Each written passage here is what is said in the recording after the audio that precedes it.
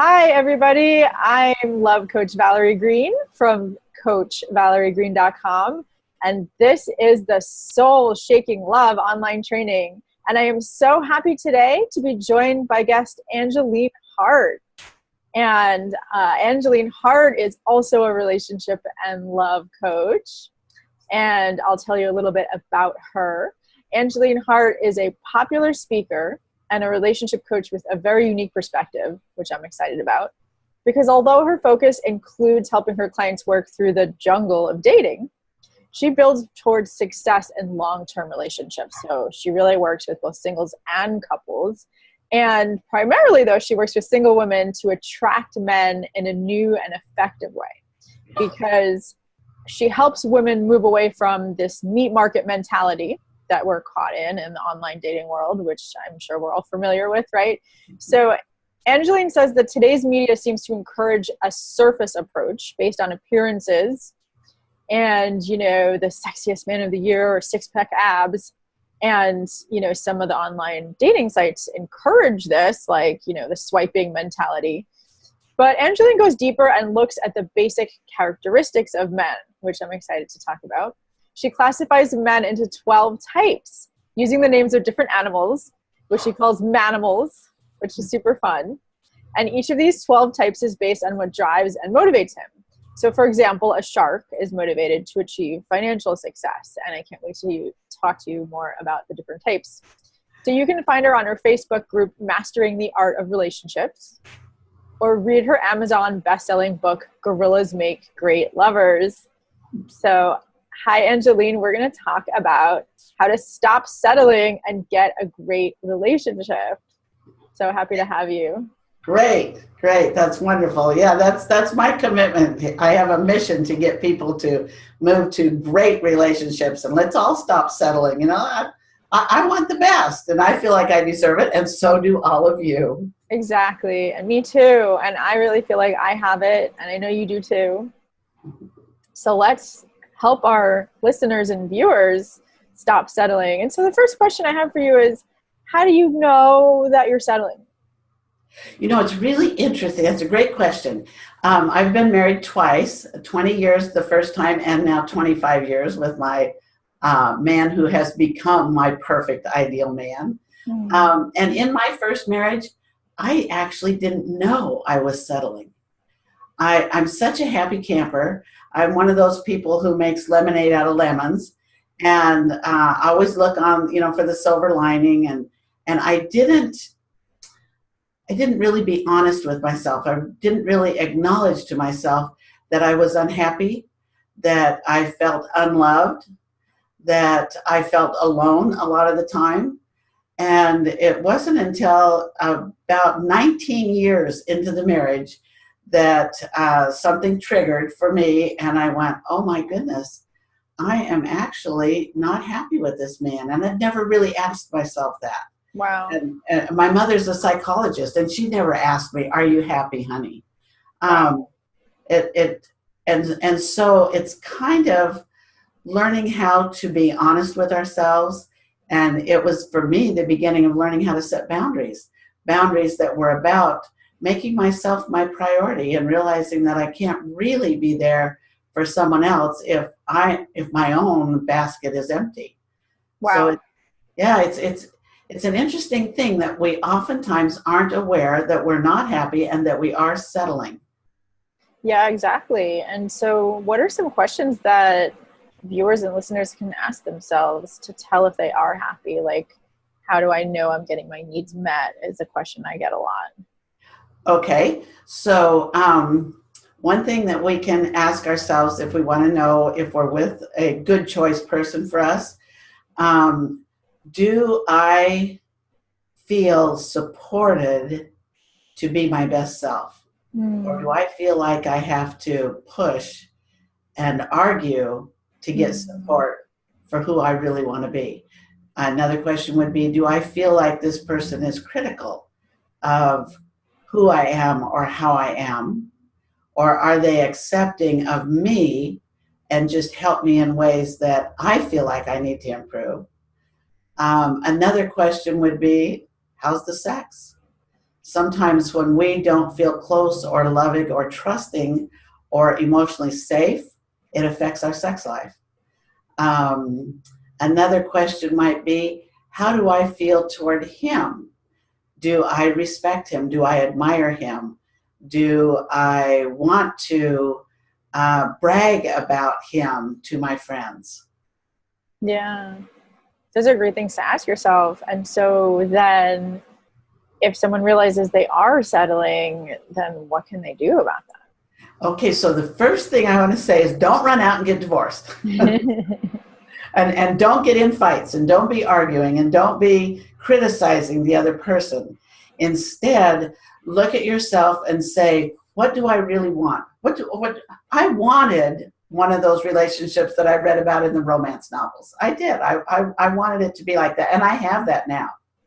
Yeah, exactly.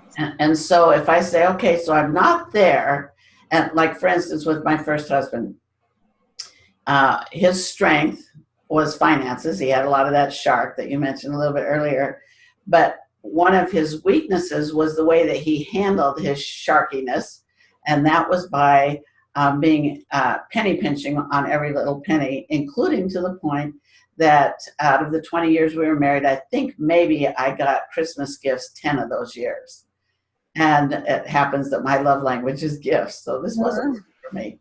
Mm-hmm. What I would say to him is, I wish you would buy me something. I don't care if it's a package of gum. Just buy me a package of gum and show me that you care, that you thought about me.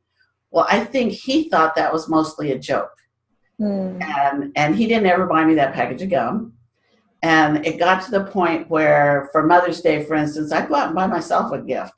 And then I'd call him and I'd say, hey, thanks for my Mother's Day gift. And his first question would be, what is it? Oh, God. So if I had known how to not complain or whine or nag, and instead known how to set a boundary, hey, sweetheart, I need to let you know that when you don't get me a gift, I don't feel loved. And here's what happens. I don't feel close to you anymore. I don't feel like I want to be near you. And so this is affecting our relationship. And I need you to change that to build our relationship. Can you hear how I'm being much clearer than, I wish you'd buy me a package of gum? Right, exactly. Exactly. And that's a very clear boundary and a very clear, what I call intimacy, like letting him know what happens inside of you. Yes, exactly. And so then he has a choice to decide, is he going to step up because he cares about making the relationship better? Or am I going to find out that he doesn't really care and that I care more? And then what am I going to do next? So in each case, I'm saying I'm unwilling to settle. Right. I would say that directly to him. Not, you are so mean. You just don't buy me gifts. And I'm just not willing to settle for a man like you, which just causes defensiveness. Right, exactly. Because then you're complaining about him rather than sharing what's going on inside of you. That's right. That's exactly right. So instead, a message that says, you know what, I really love and care about myself, and I want a great relationship. And right now, I want that great relationship with you. So I don't want to settle. So let's talk about how we can make that relationship be great. Everything I want it to be and everything you want it to be. Exactly. And I'm really grateful that you're sharing these distinctions, because I know that that's also what I help couples to do. And you and I have very much the same philosophy, Valerie. I think you're a great coach. I'm impressed with what you do. Well, thank you. And likewise, that's why I wanted to have you on this training. And so I really want to encourage people that this is possible, because I get a lot of questions where like my man won't have these kind of conversations. And then if he won't have those conversations, a lot of times there's some need that he's not getting met. And so it's necessary to kind of be a detective and uncover that. And then I find that a lot of times he is receptive. Have you found that to be true? I just want to inspire women out there that are like, I tried that and it hasn't worked. Yes. And I would summarize what you just said in be curious rather than critical. Be curious to find out what's going on. Why does he think it won't work? For instance, my husband, my second husband, my ideal man that I'm with now, he grew up in a family where there was no such thing as win-win conversations. Instead, Wow. it was his dad was the winner in every conversation, and it was my way or the highway with him. Yeah. And so if I brought up initially in the early years of our marriage, if I brought up something I was unhappy about, he thought, uh-oh, it's a fight and there's going to be nothing happy out of this. And so his reaction was dump whatever feelings he had to try to stop this. And if that didn't stop this discussion, then leave. Right, exactly. Because he knew it was going to go bad.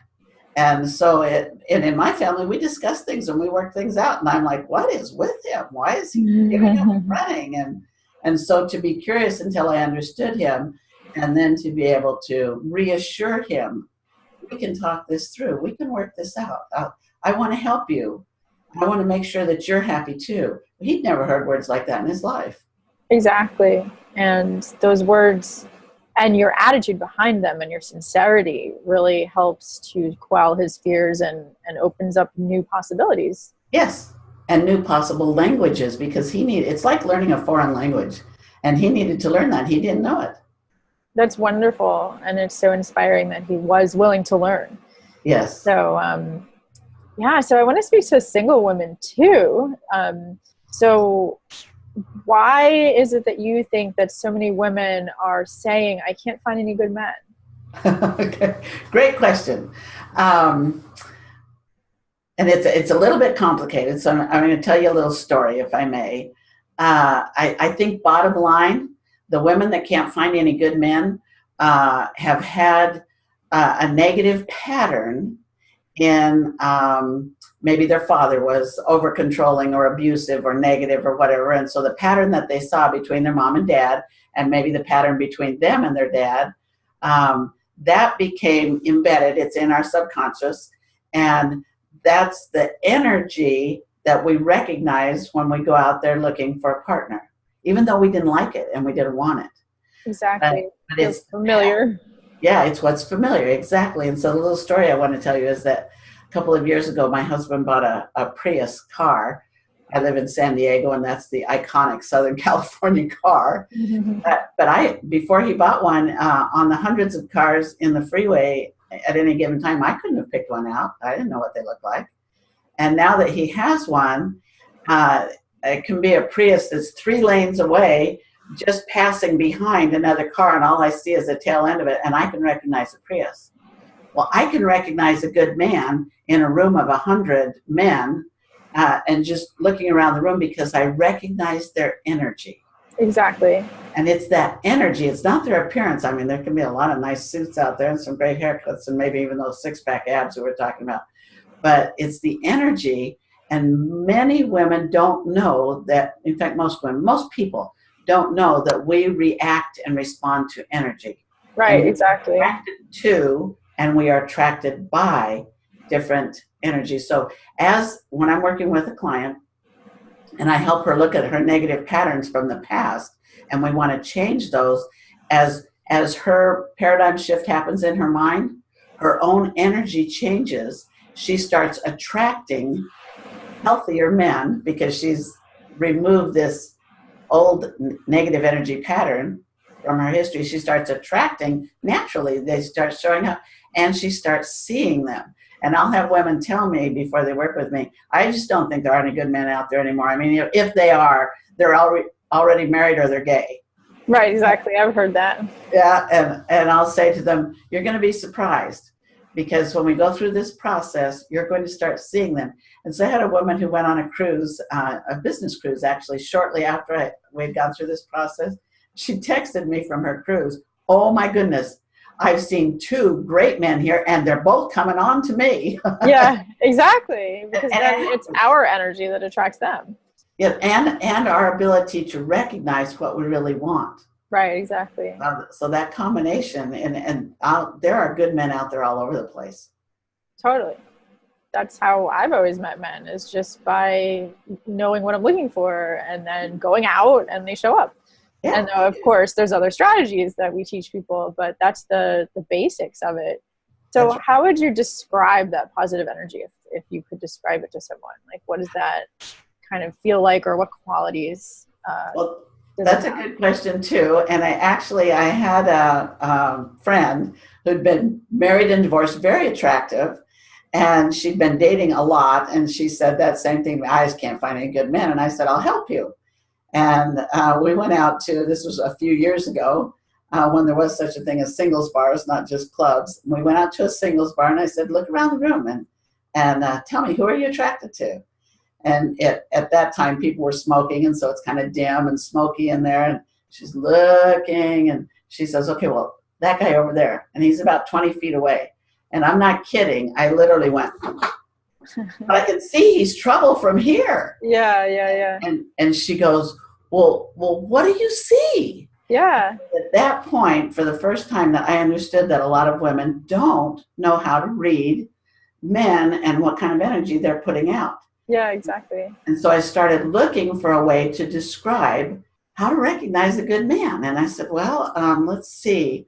You want to look for someone who seems stable and who's gentle with children and animals. That's usually a clue. And someone who's really confident in their body, not that macho bragging kind of thing, but you can feel their masculinity. And I realized that I was describing my dad. And in my mind, I saw walk across in front of me a gorilla. And I said, well, it's kind of like a gorilla. Now, at that time, I didn't know everything that I know about gorillas now, but gorillas actually are not the thing that we see in the movies, you know. Right. They're just scary and stuff. And actually, they're very loving and supportive. And within the gorilla community, he has to take care of the women in his group, or they have every right to leave and go pick out some other gorilla. And so he's responsible for caring for his whole group, the women and the children, and finding them new places to rest safely each night and new places to forage for food, because they're not carnivores, they're vegetarians. And actually, one other interesting thing about gorillas is that my understanding is of all the other animals in the animal world, in the animal kingdom, they're the only one that has the option of having sex face to face. Really? Wow.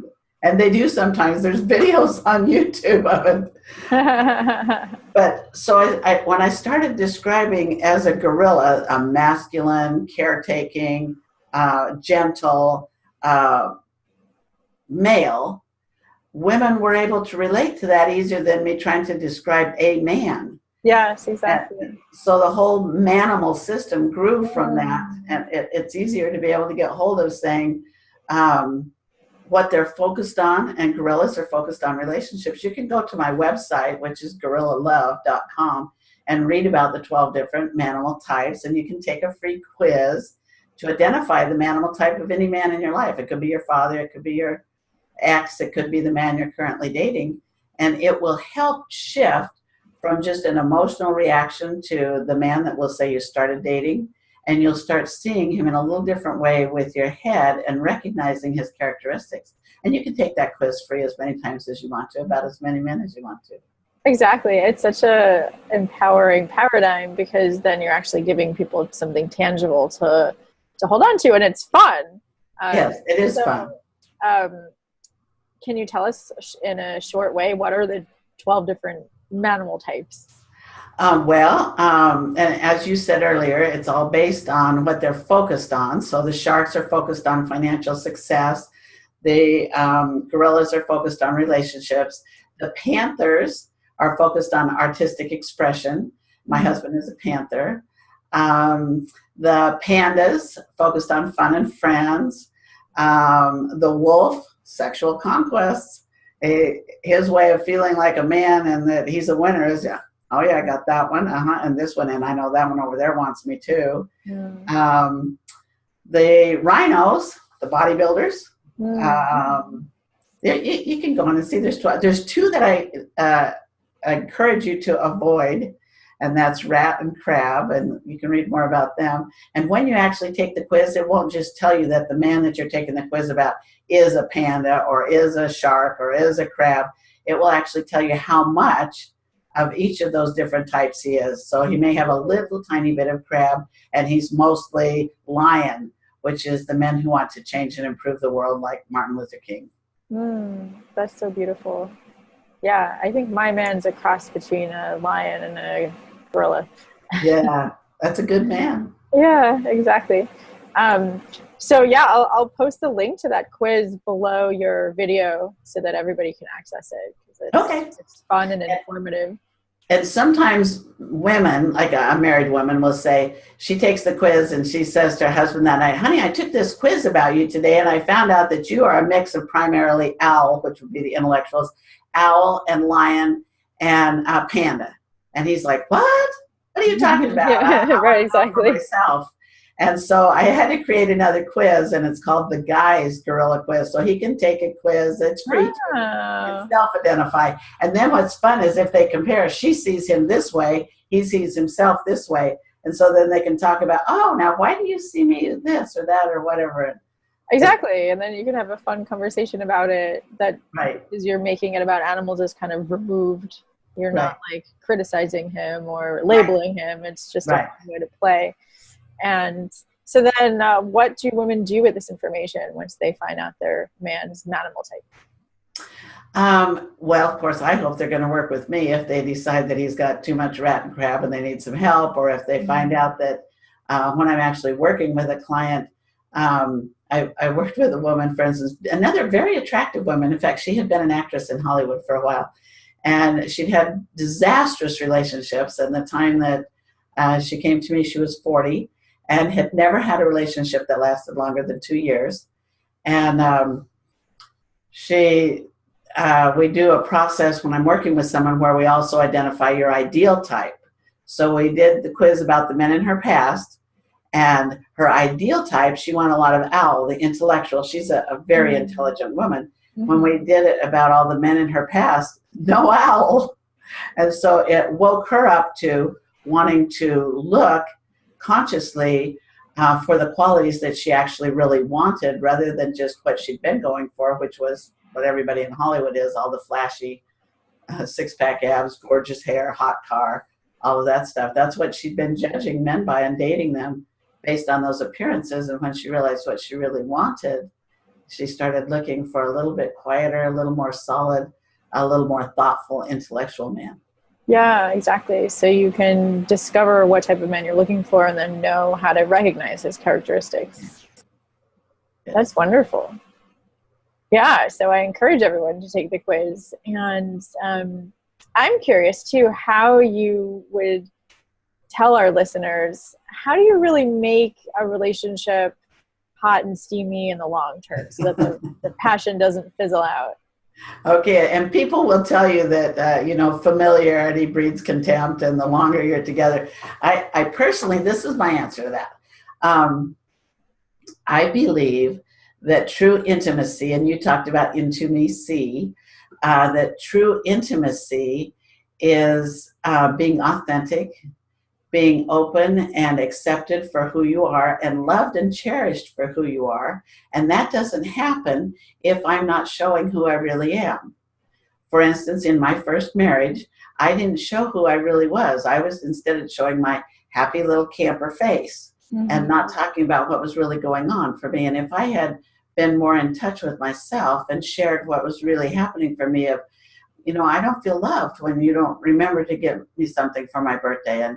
And if I had been more authentic and more intimate emotionally with him, we would have built, in my opinion, because I now experience it with my second husband, we would have been more connected emotionally, spiritually, and therefore more juicily connected physically.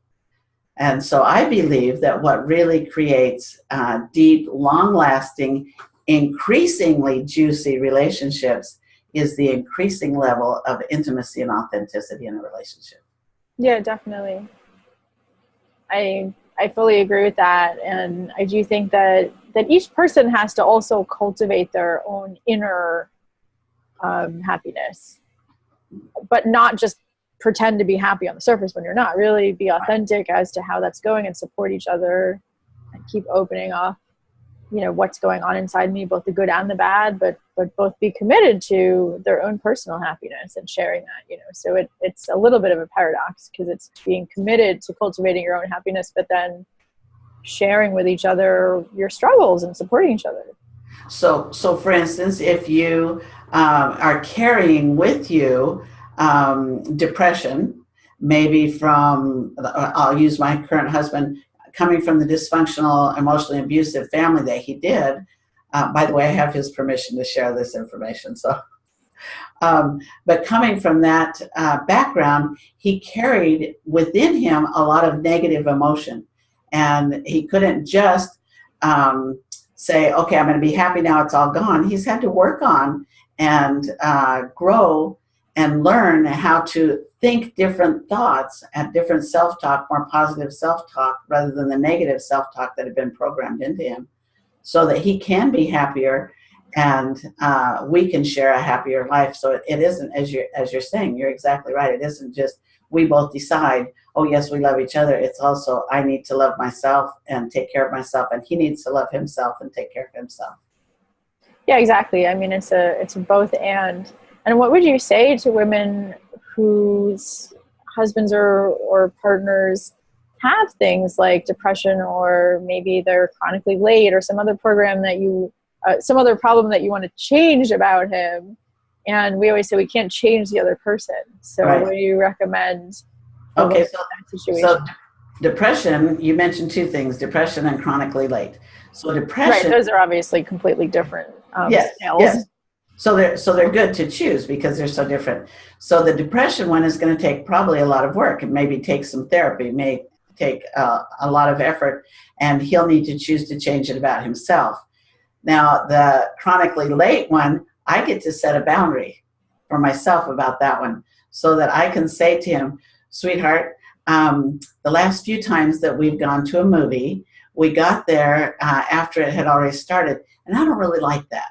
So I want you to know that you have the right to, go to the movie whenever you want to. I'm not your boss.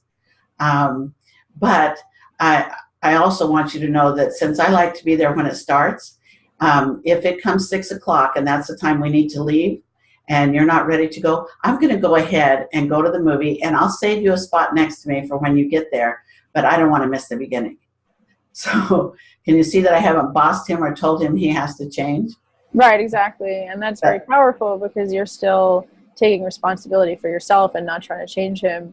And then that is hopefully going to inspire him to either step up and meet you, or else you accept each other the way that you both are. Or he may get pouty and he say, well, if you're going to go without me, I'm not going to go. Right. And that's, if you give in at that point and don't hold your boundary, it'll never move forward. It'll never actually give him the opportunity to change. And instead, it just turns into a manipulation on your part. But if you move forward and take care of yourself and go ahead and go to the movie, and maybe you want to say to him when you get home and he never showed up, you want to say to him, it's more fun for me when there's somebody else at the movie. So next time when we plan a movie, besides going on time, I'm going to invite one of my girlfriends to come along too. I just want to let you know. So in all cases, you're taking care of yourself, but you're not saying to him, you're bad, you ruined the night for me, or any of those kind of negative relationship damaging statements. Right, exactly. It's all about taking care of ourselves and letting our partner know what he can do to contribute to our happiness. But if he doesn't do that, then we're still taking responsibility for ourselves. Right. And, he might get pouty, and he can be pouty, and you can let him have his reaction and even listen to it. And that doesn't change, and give him compassion. And in the future, you can talk about it to see what would work for both of you, but you're taking care of yourself, and you're allowing him to take care of himself. And, that is really powerful, because that way you're not making him wrong. And when you get home, you may say to him, I'm sorry, this movie, you're going to love it. and I would have really enjoyed having you there with me, because I would have liked to tell you about, I'm one of these people who talks in the movie, so don't sit by me, but I would have liked to whisper in your ear and say, oh, that's so cool, what just happened, or whatever. It would have been more fun for me if you could be there, but I just hate to miss the first. I love what you're saying, because what you said about your first relationship is that you kind of put on a happy face, but it wasn't authentic. And what you're saying now is that you're still doing what it is that makes you happy, and it's not at his expense. You're inviting him to come along with you and join you in your happiness, but now you're being authentic, and I'm sure that's very attractive to him. Yes, and one of the things I mentioned when you asked me about how do you tell if it's a good relationship or not, and I mentioned, are you both supporting each other to become the person that each other wants to become? Not that I'm supporting him to become the man I want him to become. Right. But I'm supporting him to be the man he wants to be. So when I be honest with myself and take care of myself, if it's a healthy relationship, he's saying to me, you know, I realize you do hate being late to the movies, and you know, good for you for getting yourself there on time. And I'm sorry, it just doesn't work for me. It's not important to me to be there early, but I'm glad you're taking care of yourself. Right. That's a truly healthy relationship. Exactly. And that's how to recognize one. And of course, if you're in a relationship that isn't like that, then it's up to all of us to get more curious. Yes. You know, like we talked about in the beginning. Yes. And so what closing suggestions do you have for our listeners? And of course, we're going to talk about how they can get in touch with you and what kind of programs that you offer. But well, I'm actually, I believe that our world has a lot of relationship challenges in it that are driving a lot of the dysfunction that's in the world. And what I wish is that all of us would make a commitment to ourselves and to the world that we will go for great, that we will do what it takes. When we realize, okay, I've got a problem in my relationship this way or that way, I'm going to read a book, I'm going to study, I'm going to get a therapist, I'm going to get a coach, I'm going to learn how to talk with my husband better, or I'm going to learn how to find better men, or whatever. That we'll make a commitment to ourselves and to the world. Let's heal the world of this dysfunction, one relationship at a time. We can do that if we make a commitment, a personal commitment to great. As I said earlier, we all deserve it. And it's love that's going to heal this world, not sweet, syrupy kind of stuff, but the real kind of love where we care for ourselves and for those around us. Let's heal this world. It doesn't need to have the pain and dysfunction that it has. Exactly. Because so many people that are in dysfunctional patterns learn them from their families. And yes. So it's up to each one of us in our families yes. to cultivate that culture of love and support and acceptance and empowerment. And I totally agree, because in my community, so many people come up to me and my partner and say how inspiring our relationship is.